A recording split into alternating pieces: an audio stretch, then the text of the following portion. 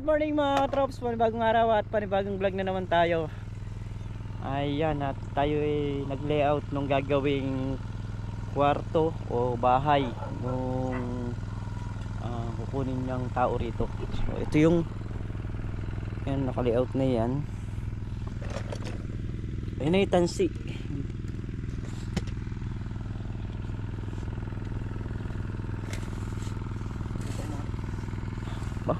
Tutok mo.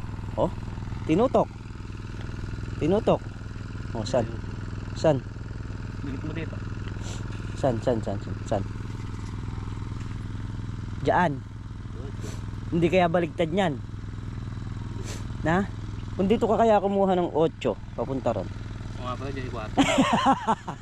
Aray ko. Tatansi lang, Nes. Yan. Ayun. Dali, batang bata, 8. Bebe, bigyan mo piso. Ha? 8. Dito yun ha. Sentro yan. Tatayo ngayon tong kahoy dito sa magkabilang gilid. May ka rin.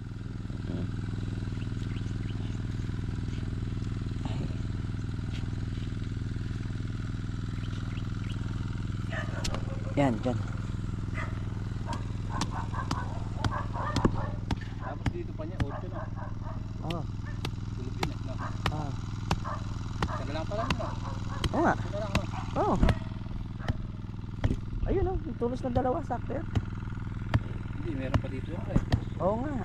Meron pa nga dyan. Ayun Ayun na yung tulos na yan. Yun pa. Yun na lang tulos na katapat lang nito.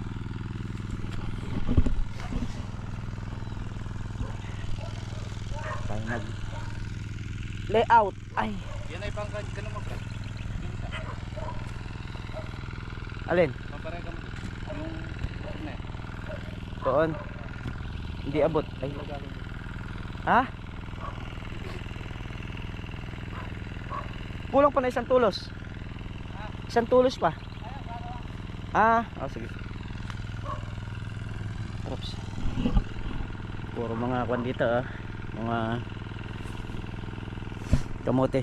Ayun yung kamote parang bulaklak ng kangkong. 1, 2, 3.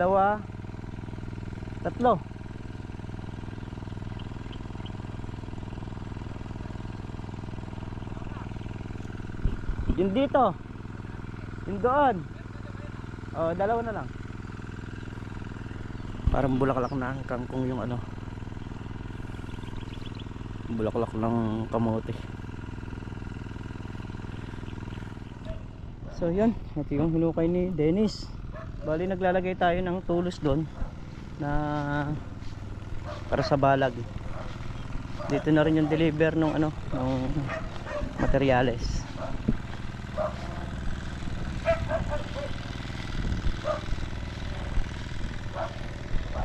Kakot na kami ng buho mga katrops. Dinala na namin dun. Ayan pa. Nag-almusal muna raw kami.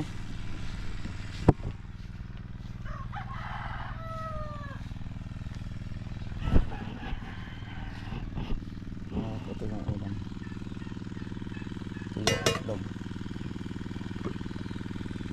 Corn beef. Almusal. Ayan. Kain muna tayo mga katrops. Yung mga katrops, bali ito kulang ng 4 na buho pero may butas na yan. Sasalpakan na lang.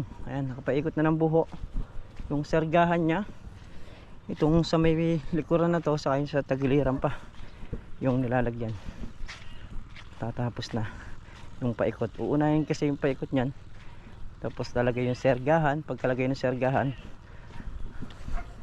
lagyan natin mga buho dyan pa diretso kagaya nito. Ganun yung magiging sistema nyan. Pag nalagay na yung mga buho, babata ka ng alambre.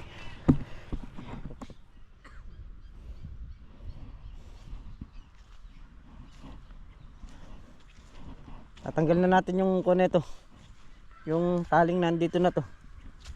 Doon na tayo kukuha ng tali sa baba ron para malapit na yung babaklasan. Kailangan kasi malagyan din ng tali na pa-cross para diretso to. Tapos diretso rin yung pag ganun yan. Parang sinipat ng duling. Pre, diretsong baloktot. So yung mga katraps, bali si paring Carlo naglalagay na nung sergahan. Ayun yung sa mga magkabilang dulo. Yung kabila meron na. Ito, wala pang buho ito. Mga katraps, ito palang ibabaw ang nalagyan natin. Ayan. Ayan, puro buho na yan mga katraps. Dito na lang tayo. Gumpisa tayo dyan, pababa rin. Ayan. Hindi natin alam kung mayayari natin to mga katraps dahil medyo maluwang pa tong isang block na to.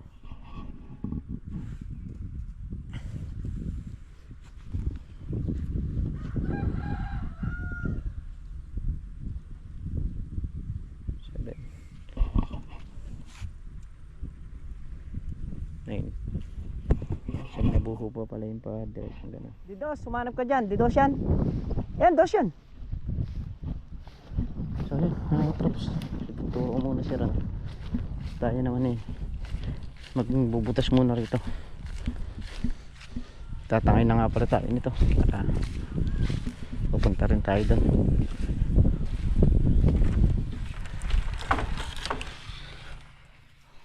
Bente. Ay.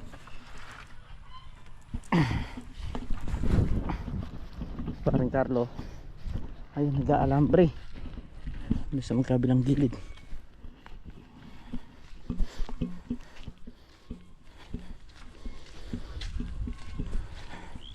So yun nga pala mga katraps, bali 36 buho na lang yung nilalagay natin dito sa isang block. At mayayari na rin lagyan ng buho.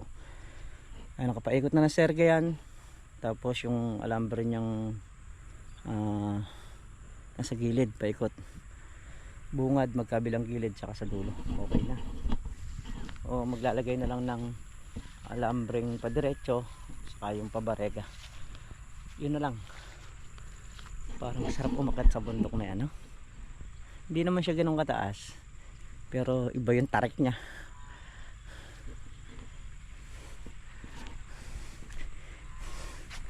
At ito yung sa bahay nung sa bahay nung kanyang makakasama rito. Ayan, hukay na yung paikot. Yun na lang sa kwarto.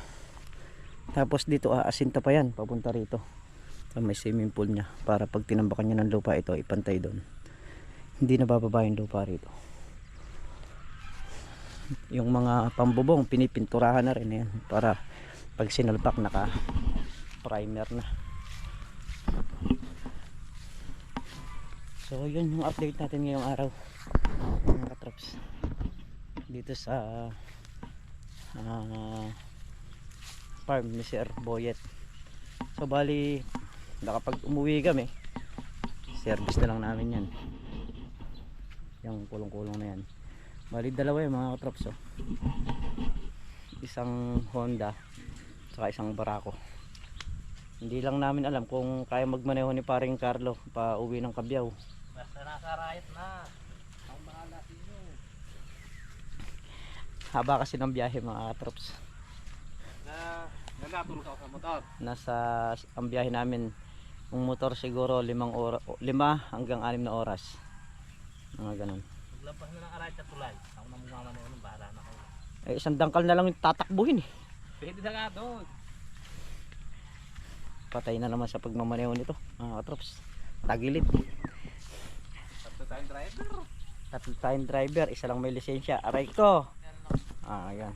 Ako, meron na. Meron nga kayo, baka mamaya pagdating sa mga ganyang saan kayo suot na suot. Aray ko. Lalo na may mga stoplight.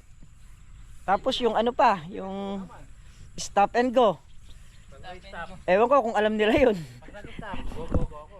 Nag-go, mag-stop. Kasi meron daan dito, stop and go. Yun yung tinatawag na pagka may unang pumarada, unang aalis. So titingnan mo lang kung pang ilang ka, kung pangatlo ka, pangatlo ka nga aalis. Oo. So yun mga katraps. Ngayon pa lang tayo nagtugtong ng vlog natin. Ayan, bali ito, naalambrehan na namin lahat yan. Ayan, bago tamnan ni Sir Boy yan, patutubigan muna para maano, mabasa yung nakadayos na yan.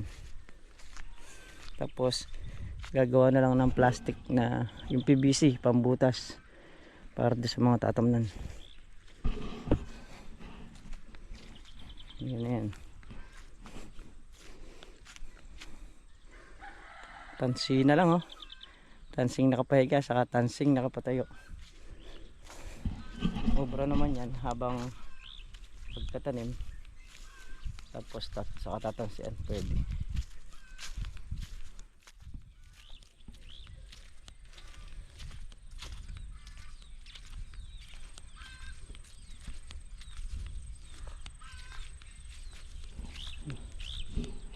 Tapos parang bulaklak ng kangkong, yung bulaklak pala ng kamote ganyan din. At yung aming itinatayong bahay ng magiging tao niya rito, ayun na. Nakagayak na rin yung mga bakal niyan, mga nakakaputol na. Yun na lang bakal na ilalagay sa puting. So nalagyan ng bakal sa puting yan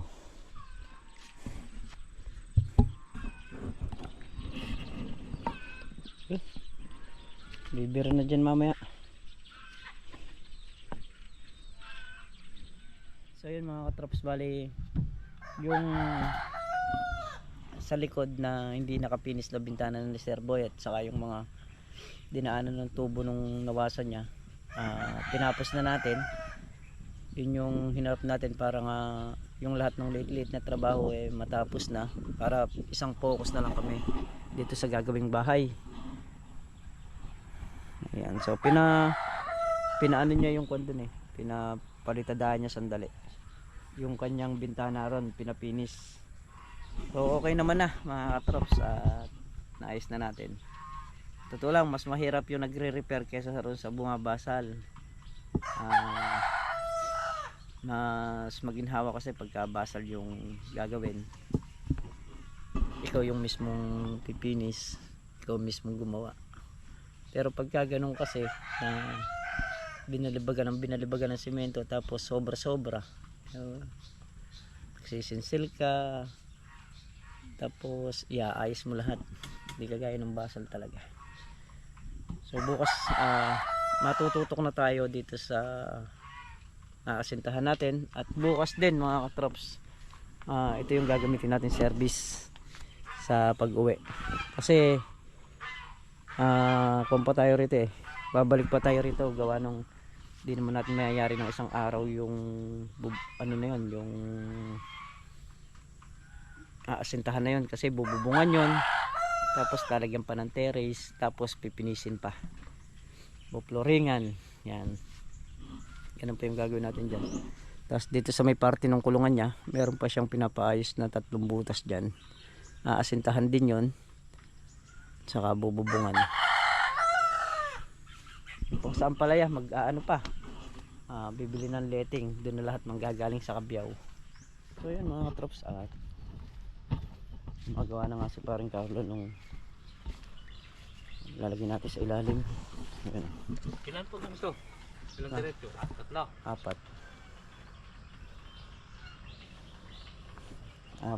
5. Kulang po. Ay hindi, Meron pa daan. 4 lang na 11. Kulang. Hindi, maigsi na lang yung sa sa kwarto Diretso. Yung palang magwalay. 8. 8. Isang 8. Ay, 2 8 no. Kateres kahit di nalagyan no. Mababa lang naman yun Alin sa terrace? Ganito. Sa teres niya. Yan yan, meron na. Nalalagyan.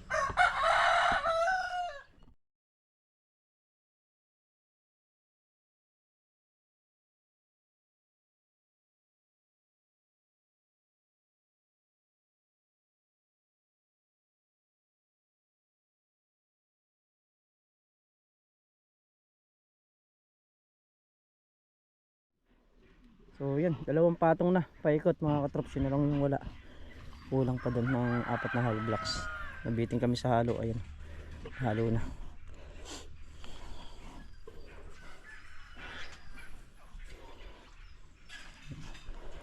Ikot na.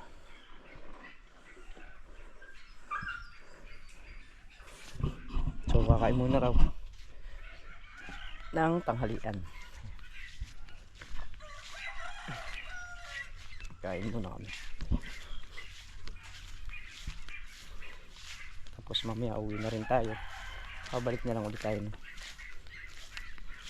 So yun mga katrops, alauna ng tanghali.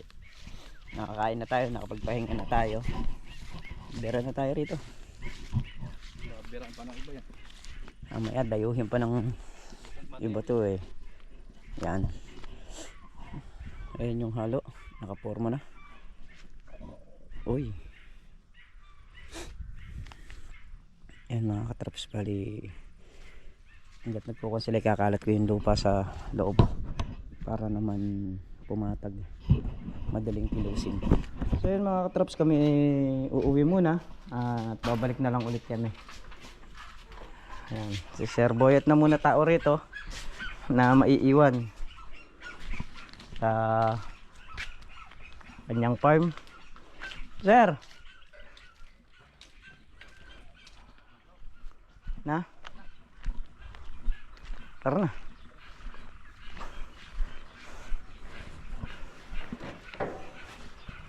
At tinangay na nga ng hangin.